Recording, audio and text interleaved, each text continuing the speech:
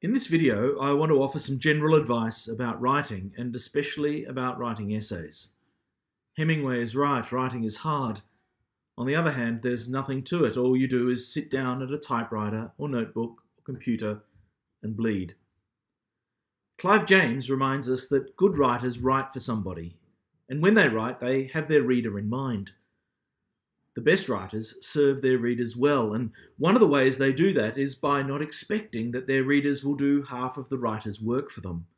Hence, writing is essentially rewriting. Indeed, very few things worth reading haven't been rewritten multiple times. Done properly, every rewrite creates a piece of work in which the structure better serves the argument, sentences are clearer, phrases are tighter, illustrations more fitting.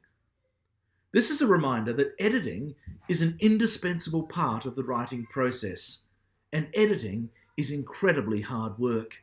It taxes the mind in ways that few other steps in the writing process do. One can write a first draft while tired or even drunk, but editing can only be done while one is sober and very awake. The Pulitzer Prize-winning author Marilynne Robinson writes, "I don't like categories like religious and non-religious. As soon as religion draws a line around itself, it becomes falsified. It seems to me that anything that is written compassionately and perceptively probably satisfies every definition of religious, whether a writer intends it to be religious or not." Considering these words in the context of theological writing, we're encouraged to proceed on the bold and not immediately obvious assumption that the earth is indeed the Lord's. One of the ways that we can witness to that claim is by freely drawing upon resources that are beyond the traditional bounds of the subject.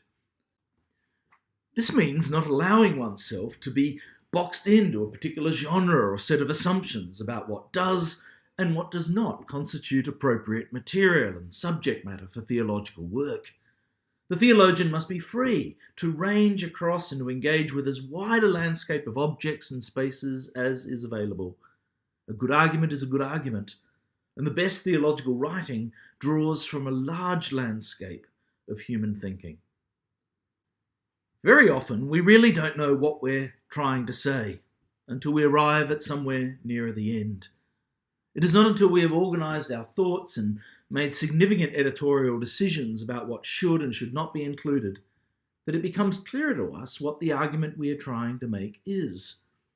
Certainly, a blank sheet of paper can be a terrifying and intimidating thing, but every essay must begin by writing something. It may not be the opening sentence, but it is where you will start. As you begin researching your chosen topic, you'll be introduced to new ideas and begin to make connections between these. A good writer will avoid simply regurgitating these ideas, but rather will take them and ingest them and let them sit with him or her for a significant period of time. This must not be rushed, and it is at least part of the reason that by far the majority of good essays take weeks and months, even years sometimes, rather than days to write. Then, when he or she is ready to write, what emerges will be their own. This means that when quotations are used, the essayist will not let the quote do all of the work for them, but they'll use those words to serve their own argument, an argument that may well be quite different to that for which the words were originally employed. All this is by way of saying that a good essay takes work. As the great Dr. Johnson once said, "What is written without effort is in general read without pleasure." Another Pulitzer Prize-winning author, Saul Bellow, once quipped that you never have to change anything you got up in the middle of the night to write.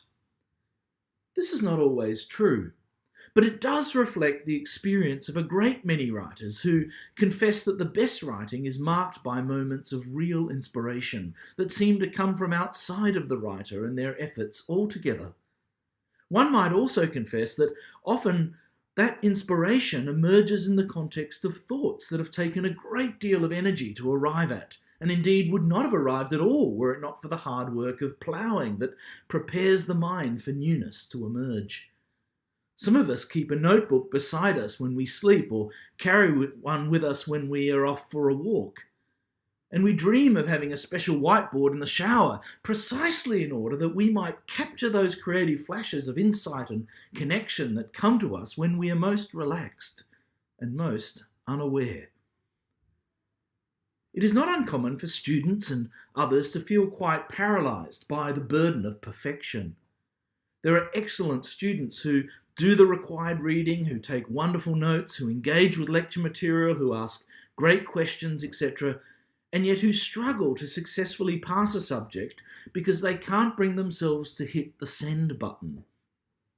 The brute fact is that it is very unlikely indeed that your essay is going to be the best or the last thing that you will ever write. It will not be the definitive magnum opus of your life. It is just an essay, a piece of work that captures, hopefully honestly, your thinking on a particular subject at this point in your life. It will likely be near the bottom of a recycle bin soon enough. T.S. Eliot challenges the notion that our efforts must produce something that is completely precious. Indeed, the best theological writing is marked by a deep sense of provisionality and humility about claims being made. And that is precisely why we can, and hopefully will do, take great risks with our writing. Certainly, we will not mature as theologians unless we are prepared to leave the shallows and to venture out into depths wherein one feels some real danger. Turning now to some specifics about essays themselves, the first thing that you will need to do is to analyse the question. Carefully note what the key words and phrases are. Remember that the question may not be asking what you thought it was or what you wish it was. If you're unsure about what the question is, ask. Ask your fellow students how they're interpreting the question and get clarification from the lecturer or tutor. Then you need to research the question. Your essay needs to show evidence of new learning. This means that it will be necessary to get familiar with the most important literature on the subject. That means using libraries, accessing journal articles, checking out the reading guides in the unit manual, asking your lecturer or tutor or fellow students about good resources. If you need help accessing journal articles, talk to the librarian or to a fellow student or to your lecturer, all of whom I will imagine be quite willing to assist you. Use online material sparingly and critically. While there is some excellent material available online, there's also a great deal of poppycock, and theology is certainly not in the slightest exempt from that. That's why part of being a good scholar and a good theologian is learning to develop your skills in discernment. Unless the essay asks you to research the editorial practices of Wikipedia, or some such thing, then please avoid citing Wikipedia in your essays. Wikipedia is often a very helpful preliminary resource for being introduced to an idea and to perhaps obtain a few helpful suggestions about where to go next. But it's not an acceptable source for any serious academic work. Students sometimes ask about the number of resources one should engage with in an essay. As a general rule of thumb, Level 1 essays should engage with no less than 3 major resources. Level 2 essays with no less than 4 major resources. Level 3 essays with a minimum of 6 major resources, and essays undertaken at levels 8 and 9 should have consulted from and engaged with a minimum of 7 major resources. Turning now to the essay proper, the most important thing here to note is that an essay is not an opportunity to say everything you know about a particular topic. Neither is an essay like an encyclopedia article that tries to give equal weight to various positions. Rather, an essay is a tightly structured and sustained argument, focused on a particular question or topic. It takes a stand, it offers a position, it defends a single thesis, however provisional, that engages the question being asked. And it employs relevant literature and relevant illustrations in order to support, extend, communicate, and ground that argument in ways that persuade the reader of its veracity. This means that every sentence, every paragraph, every section, every quotation, Every illustration must serve your argument in this essay. No matter how wonderful an insight or quotation it may be, if it doesn't serve your argument in this essay, then leave it out. Perhaps you'll find some use for it elsewhere. But whatever you do, don't simply dump it in a footnote somewhere. Footnotes are not a dumping ground for words you aren't sure what to do with. Next, plan your structure and organise your ideas. Here, the use of subheadings can be especially helpful to make the structure clearer to readers. They can also help you organise your thoughts, to help you make decisions about where various materials should be placed, and about what you need to include and what you may need to omit in order to serve your argument and to carry it further. The structure of a basic essay is quite straightforward. There is an introduction, the main body, and a conclusion. The introduction is typically quite brief, say 2 or 3 paragraphs. This is where you make it clear exactly what you're arguing, what your thesis statement is, and how you propose to make that argument. For example, in this essay, I will argue that X does not equal Y and Z. In order to make this argument, I will consider A, B, and C, I will draw upon resources D, E, and F, and attend particularly to questions about G, H, and I. For reasons J and K, I will not be considering L and M. The introduction should also define any main terms you will use, especially technical terms or ones that are key for your argument, and make explicit how you are using them. The body of the essay is where you develop your main argument and its central ideas, responding where relevant to any potential counter-arguments. Again, subheadings can be particularly helpful here in organising your thoughts and in building your case. Each paragraph should be disciplined by attending to one main idea that serves your argument. A typical paragraph contains a topic sentence that states the main or controlling idea, some supporting evidence to explain or to develop your main point, supporting evidence from your research, including relevant data and quotations, some analysis and interpretation of the supporting research, noting any areas of real significance for your particular argument, and finally a concluding sentence or two that restates your point and provides some transition to the following paragraph or section. The conclusion is where you restate your thesis. It is also where you briefly summarise your main arguments and ideas. Here, you can also offer some kind of broad statement about possible implications of your argument or possible trajectories for future exploration, a kind of, if I had another 10,000 words to play with, this is how I might have developed my argument further. One of the reasons that this is important is because a good essay has a sense of openness about its conclusions, encouraging the reader to think further about particular directions where the argument might lead and implications that may arise from taking seriously the convictions being articulated. But the conclusion is not the place to introduce new material into your essay. That should be done in the main body. Then comes the difficult and indispensable work of rereading, of editing, and of rewriting. Hemingway called rewriting the only kind of writing. This can be the most painful part of the entire process, where you might have to cull entire sections that have taken you weeks or months to write. But done well, your essay will be better for it, its argument tighter, its sentences and carefully chosen words carrying their proper meaning. Here it can also be especially helpful to ask a friend to read through your essay or to offer some critical suggestions for how it might be improved. Also, note that many improvements come readily after a break and with fresh eyes.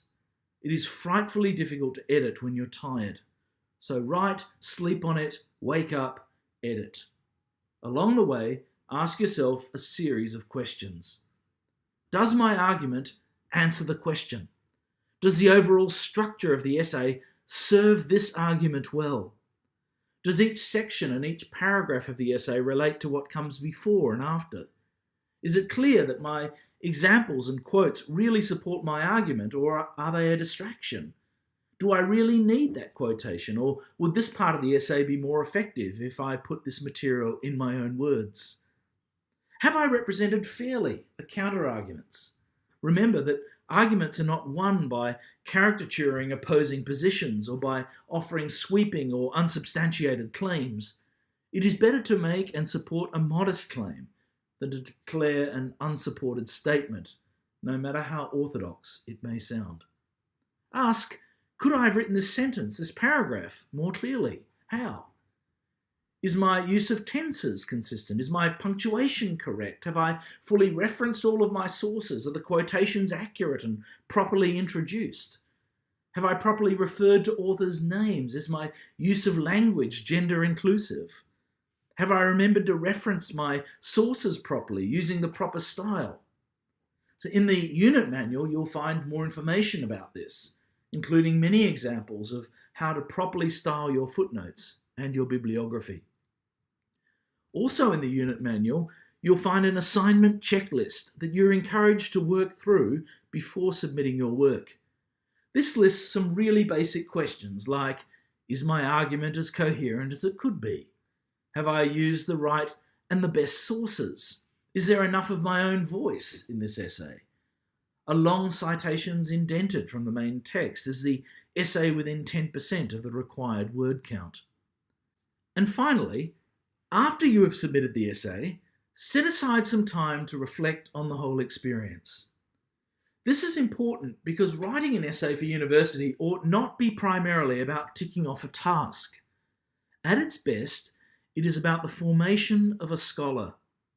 So use this post-essay time to firstly celebrate and mark the achievement in whatever way is meaningful to you. It is also a good time to reflect on the question, how do I learn? Not simply what did I learn, but how did I learn? What processes, what habits, tools, environments did I use to best serve my learning? How did this take place or not take place? Ask also, how did I allow myself to be challenged, extended, and transformed as a result of undertaking this piece of work? What things can I take from this and apply to other areas of my life? And, as a parting word, remember that it is very unlikely that the first draft of anything you write is going to be great. And thank God for that, because it's in the process that the most important work happens.